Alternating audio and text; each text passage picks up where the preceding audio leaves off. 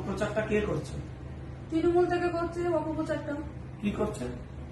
অপপ্রচার করছে যে শুভেন্দু অধিকারী সন্দেশকালী সভা করতে আসলো, সেখানে রেখা পাত্র উপস্থিত নেই। রেখা পাত্র কি অবস্থায় আছে সেটা কি যে মিডিয়া এই প্রচারটা করছে সে কি জানে আদৌ, না ওরকম মিথ্যে প্রচার করে ওনারা নিজেদের বাড়াতে চাইছে, ইমেজটা বাড়াতে চাইছে।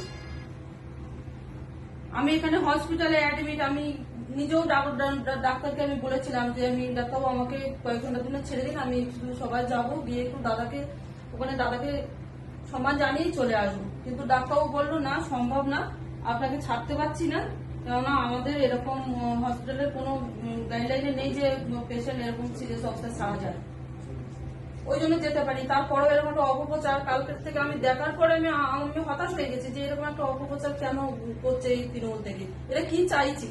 আর বারবার এই কি নাম আমাদের সন্দেশখালী সুজয় মাস্টার, এই সুজয় মাস্টার কে? এ তো প্রথম থেকে নিজেই বলছে যে আমার বাড়িতে তৃণমূলের জন্ম, তারপরও কেন একে নিয়ে ওর সাথে আমার নামটা জড়ি বারবার কেন কালিমা লিপ্ত করতে চাইছে আমি বুঝতে পারছি না।